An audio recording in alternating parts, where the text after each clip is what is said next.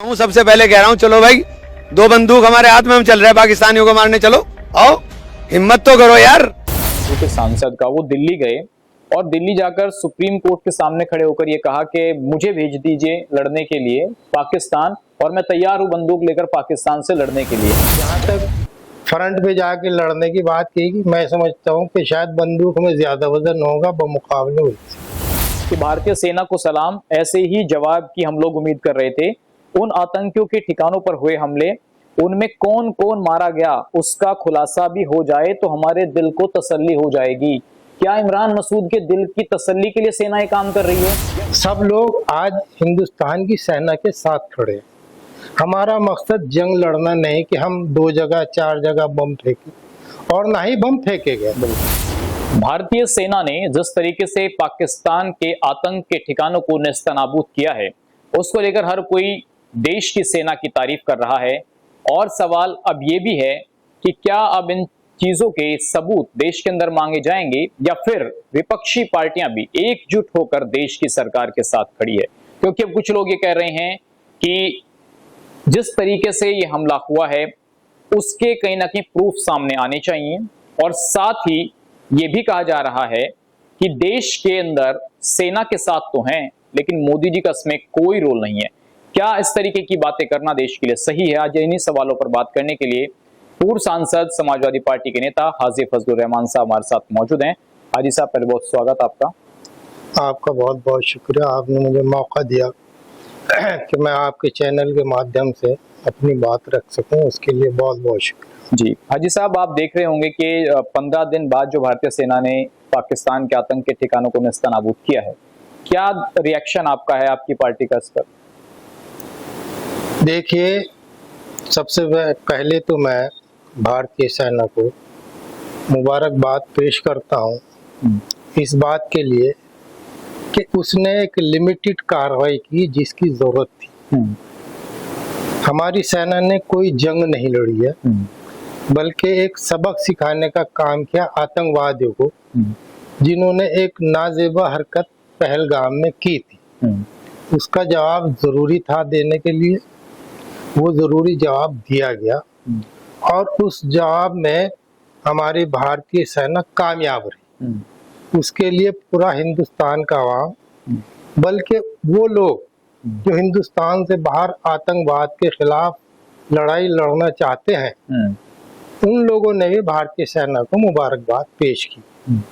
और इससे अच्छा पहलू, सबसे अच्छा पहलू यह है कि भारतीय सेना ने वो कोई ऐसा कार्य नहीं किया जिससे कि जंग की शुरुआत हमारे जिम्मे आ जाती। तो इसके लिए मैं उनको मुबारकबाद पेश करता हूँ।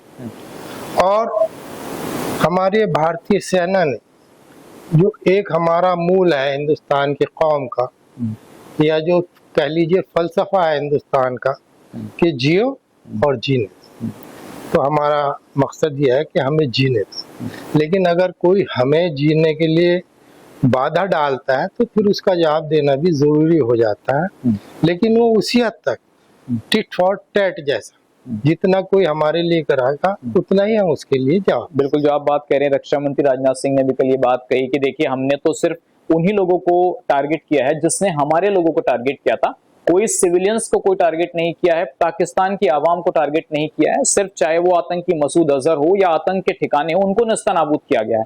लेकिन अब पाकिस्तान बौखला गया है, अलग अलग तरीके की बयानबाजी हो रही है, ये दिखाया जा रहा है कि देखिए सिविलियंस को मार दिया है, हमले हो रहे हैं कराची तक, जबकि ऐसा भारत उससे नकार रहा है। देखिए, खिसियानी बिल्ली खंबर नोचने वाली बात है। उन्होंने एक हिमाकत की थी, उस हिमाकत का जवाब दे दिया गया, और जाहिर सी बात है वो अपना फेस को सेव करने के लिए वो सारी बातें कह रहे हैं। दुनिया जानती है, आज तो हर छोटी छोटी बात 1 मिनट के अंदर पूरी दुनिया में पहुंच जाती है। वही काम हिंदुस्तान ने पाकिस्तान के लिए किया है, और इसके लिए ये मुबारकबाद के मुस्तहिक। अच्छा जी साहब, अभी मैं जिक्र करता हूँ सहारनपुर के सांसद का। वो दिल्ली गए और दिल्ली जाकर सुप्रीम कोर्ट के सामने खड़े होकर ये कहा कि मुझे भेज दीजिए लड़ने के लिए पाकिस्तान, और मैं तैयार हूँ बंदूक लेकर पाकिस्तान से लड़ने के लिए।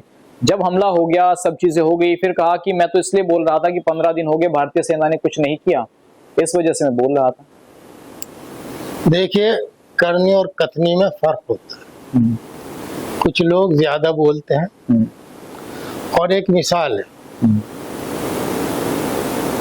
कम बोलना दानिशमंदी की निशानियां है, ज्यादा बोलना इसके उलट है। मैं वो लफ्ज इस्तेमाल नहीं करना चाहता, आप समझ गए। और जब जब आदमी ज्यादा बोलता है परेशानी में भी आ जाता है, और उसकी मिसाल यह है कि इस ज्यादा बड़ बोलेपन की वजह से उन पे आज मुकदमात भी हैं, और उसी की वजह से न जाने कितनी बार जिनके बारे में बोला गया उनसे माफी मांगनी भी पड़ी है। तो मेरा मशवरा यह है कि नपी तुली बात ही करनी चाहिए, और उतनी बात करनी चाहिए जिस पर आप अमल कर सकते हो। जहाँ तक फ्रंट पे जाके लड़ने की बात की, मैं समझता हूँ कि शायद बंदूक में ज्यादा वजन होगा बमुकाबले उनके। क्या आप देश के अंदर अजय साहब इस चीज के सबूत मांगे जाएंगे कि 4 बम गिराने से क्या हो जाएगा? और मैं आपको पढ़ के भी बता सकता हूं कि उन्होंने क्या कहा कि भारतीय सेना को सलाम, ऐसे ही जवाब की हम लोग उम्मीद कर रहे थे। उन आतंकियों के ठिकानों पर हुए हमले, उनमें कौन कौन मारा गया उसका खुलासा भी हो जाए तो हमारे दिल को तसल्ली हो जाएगी। क्या इमरान मसूद के दिल की तसल्ली के लिए सेनाएं काम कर रही है या विपक्षी तसल्ली के सेनाएं काम कर रही है? देखिए, उनकी बात नामाकूल है। इस मौके पर इस तरह की बातें नहीं होनी चाहिए। हमें तो इस वक्त भारतीय सेना की हौसला अफजाई करनी चाहिए।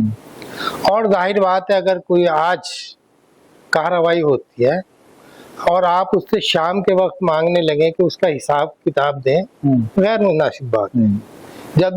जब कभी वक्त आएगा वो बातें सामने भी आ जाएंगी। बिल्कुल, आज के दिन ये हम लोगों को डिमांड करना गैर मुनासिब है और ऐसा नहीं किया जाना चाहिए। आपको लगता है कि 4 बम गिराए गए कि 4 बम गिराने से क्या होगा? देखिए, आप तो सांसद रहे हैं, आप सब चीजें जान रहे हैं कि देश का एक सिक्योरिटी का प्रोटोकॉल होता है, कैसे इंटरनेशनल दबाव के तहत हमें काम करना होता है। सब चीजों का ध्यान रखकर ही कोई इंटरनेशनल चीजों पर कार्रवाई होती है। लेकिन अपनी राजनीति के लिए क्या कोई ये कह सकता है कि 4 बम गिरा दीजिए या हमें तसल्ली नहीं हुई है? देखिए, मैंने भी आपसे पहले कहा था कि हमारे हिंदुस्तान का एक मूल मंत्र है, जियो और जीना। उसी के तहत ये कार्रवाई की। हमें पाकिस्तान के आवाम को नहीं मारना था,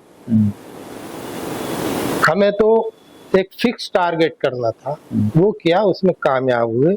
और यही वजह है कि इंटरनेशनल लेवल पर हिंदुस्तान के सेना की सराहना की जा रही है। सब लोग आज हिंदुस्तान की सेना के साथ खड़े हैं।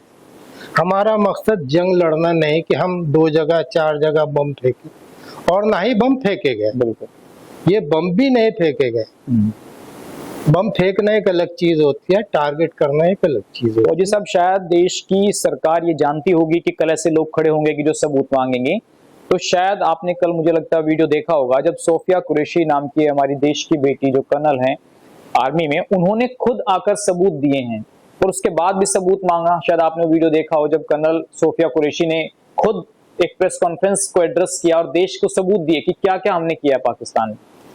देखिए, पहले तो मैं उस बच्ची की बहुत ज्यादा तारीफ करना चाहूंगा, हौसला अफजाई करना चाहूंगा कि उन्होंने इस नेक काम के अंदर, इस नेक काम में हिस्सेदारी ली, उसके लिए मुबारकबाद पेश करता हूं। और दूसरी बात यह है कि सबूत मानना ना मांगना, ये कोई ज्यादा अहमियत नहीं रखती। अगर हम मांगते हैं तो फिर सेना पर एक सवाल निशान खड़ा करते हैं। अगर हमारी सेना कुछ कह रही है तो हमें आंख बंद करके उस पर यकीन करना चाहिए, उस पर सवाल नहीं करना चाहिए। सवाल करने का जब वक्त आएगा तब सवाल कर लेंगे। हमें आज उनकी बात पे यकीन करना चाहिए और उनकी हौसला अफजाई करनी चाहिए। अच्छा जी साहब, आपने बहुत से वीडियोस पिछले 10 दिनों के अंदर, जब से पाकिस्तान ने पहलगाम पर ये हमला किया है, तो कहीं आपने वीडियोस देखे होंगे। गंगू का भी एक वीडियो आपने देखा होगा जिसमें एक मुस्लिम लड़की है, वो सड़क से पाकिस्तान के झंडे को हटा रही है। ऐसे देश के अंदर अनेकों वीडियोज आए। ऐसे लोगों को आप क्या कहना चाहेंगे जो रहते हिंदुस्तान में है और बात पाकिस्तान की कर रहे हैं? देखो, कौन मिसगाइड कर रहे हैं लोग?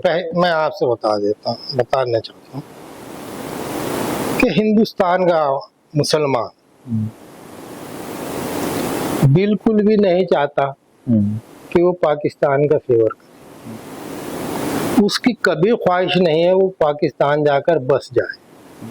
अल्हम्दुलिल्लाह हिंदुस्तान के अंदर इतना शानदार संविधान है, इतना शानदार, मैं आपकी बात से बिल्कुल पूरी तरीके से मुतमईन नहीं हूँ, एग्री नहीं कर रहा, माफ करना, क्योंकि कुछ चीजें ऐसी हो जाती है कि जाने अनजाने में ही काम हो जाता है। अब एक बच्चे को क्या पता है कि एक झंडा सड़क पे लगा हुआ है, ये पाकिस्तान का ही है। इस तरह के जो हरे झंडे बहुत से ममालिकों के हैं, और एक मानसिकता है कि हरे, ये कह लीजिए बदकिस्मती है हमारे हिंदुस्तान की कि हम लोग रंगों पे विश्वास करने लगे। कोई भगवा को पसंद करता है, कोई हरे को करता है, कोई नीले को करता है, कोई सफेद को करता है, कोई पीले को करता है। ये कोई बढ़िया मानसिकता नहीं है। रंगों से क्या फर्क पड़ रहा है? भूल चूक में हो जाता है, मैं नहीं कहता नहीं होता, भूल चूक में हो जाता, ना समझे में हो जाता, लेकिन इंटेंशनली अगर कोई करता है वो गलत है। और मुझे नहीं लगता कि इंटेंशनली ये काम किया गया है।